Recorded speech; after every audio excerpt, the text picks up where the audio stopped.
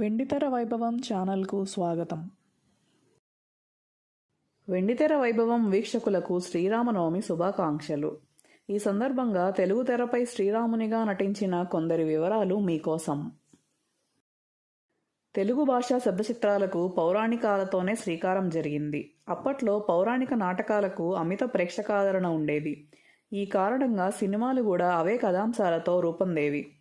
ముఖ్యంగా మహాభారతం, రామాయణాలలోని ముఖ్య ఘట్టాలను ఇతివృత్తంగా ఎంచుకునేవారు. వాటిని చలనచిత్రాలుగా మలచేవారు. రామాయణం ఆధారంగా తెలుగులో అనేక సినిమాలు రూపుదిద్దుకున్నాయి. శ్రీరామచంద్రుని కథతో చిత్రీకరణ జరుపుకున్న మొట్టమొదటి తెలుగు సినిమా శ్రీరామ పాదుకా పట్టాభిషేకము 1932లో రిలీజ్ అయింది. ఈ చిత్రంలో ఎడవల్లి సూర్యనారాయణ శ్రీరామునిగా నటించారు. సీతాదేవిగా సురభి కమలాబాయి అలరించారు. తెలుగు సినిమాకు ఎడవల్లి సూర్యనారాయణను తొలి రామునిగా అభివర్ణించవచ్చు. 1934లో విడుదలైన లవకుశ ఘన విజయం సాధించింది. తెలుగు సినిమా రూపురేఖలను సమూలంగా మార్చివేసింది. ఈ సినిమాలో పారుపల్లి సుబ్బారావు శ్రీరామునిగాను, మంగళగిరి శ్రీరంజని సీతగాను నటించారు. ఆమె నటనకు ప్రేక్షకులు జేజేలు పలికారు. శ్రీరామునిగా నటించిన పారుపల్లి సుబ్బారావు మాత్రం ప్రేక్షకులను ఆకట్టుకోలేకపోయారు. 1934లోనే సీతా కళ్యాణం కూడా విడుదలైంది, విజయవంతమైంది. శ్రీరామునిగా మాస్టర్ కళ్యాణి, సీతాదేవిగా బెజవాడ రాజరత్నం నటించారు. ఆంధ్రావనిలో తయారైన తొలి సినిమా సంపూర్ణ రామాయణం 1936లో విడుదలైంది. నాటకం తరహాలో శ్రీరాముని పాత్రను ముగ్గురు, సీతాదేవి పాత్రను ఇద్దరూ పోషించారు. ఆ తర్వాత రాముని కథతో కొన్ని చిత్రాలు వచ్చినప్పటికీ ప్రేక్షకులు అంతగా ఆదరించలేదు.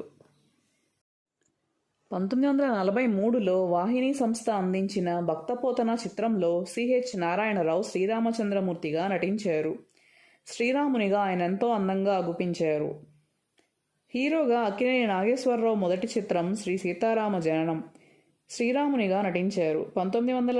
1949లో సినిమాల్లో ప్రవేశించిన నందమూరి తారక రామారావు 1956లో రిలీజ్ అయిన సాంఘిక చిత్రం చరణదాసిలో తొలుత శ్రీరామునిగా కనిపించారు. అది అంతర్నాటకం.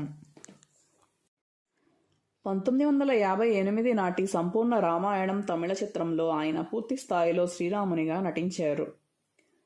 లలితా శివజ్యోతి వారి లవకుశ 1963లో విడుదలైంది.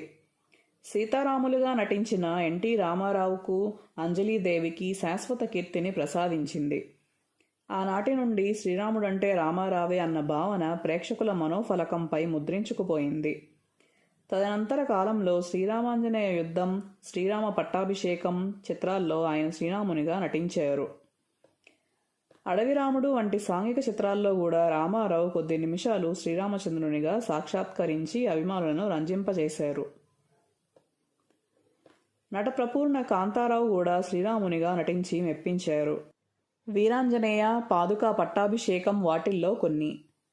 బాపు దర్శకత్వంలో 1972లో రిలీజ్ అయిన రంగుల చిత్రం సంపూర్ణ రామాయణంలో శోభన్ బాబు శ్రీరామునిగా నటించి ప్రేక్షకులను అలరించారు. 1966 నాటి భక్తపోతన ఆయన రామునిగా అగుపించిన తొలి సినిమా. ఎన్టీఆర్ ఆశీస్సులతో నటుడు హరనాథ్ సీతారామ కళ్యాణంలో శ్రీరామునిగా నటించారు. మంచి పేరు తెచ్చుకున్నారు. హీరో కృష్ణ 1965లో విడుదలైన తన మొదటి చిత్రం తేనె మనసులో, 1974లో విడుదలైన అల్లూరి సీతారామరాజు సినిమాలో కొద్ది క్షణాలు శ్రీరామచంద్రునిగా తళుక్కుమంటారు. నందమూరి బాలకృష్ణ మంగమ్మగారి మనవడు, సాహస సామ్రాట్ వంటి సాంఘిక చిత్రాల్లో శ్రీరామునిగా కనిపించారు. శ్రీకృష్ణార్జున విజయంలో శ్రీరామునిగా నటించారు. బాపు దర్శకత్వం వహించిన శ్రీరామరాజ్యంలో శ్రీరామునిగా పూర్తిస్థాయి పాత్రలో అగుపించి మెప్పించారు. ఎన్టీఆర్ మనవడు జూనియర్ ఎన్టీఆర్ కూడా పౌరాణిక చిత్రం రామాయణంతో చిత్రరంగ ప్రవేశం చేయడం విశేషం. అగ్ర కథానాయకుడు మహేష్ బాబు వారణాసి చిత్రంలో శ్రీరామునిగా కనువిందు చేయనున్నారు. ఈ చిత్రానికి రాజమౌళి దర్శకుడు. ఈ చిత్రం 2027 ఏప్రిల్ 7న ఉగాది కానుకగా విడుదల కానున్నది.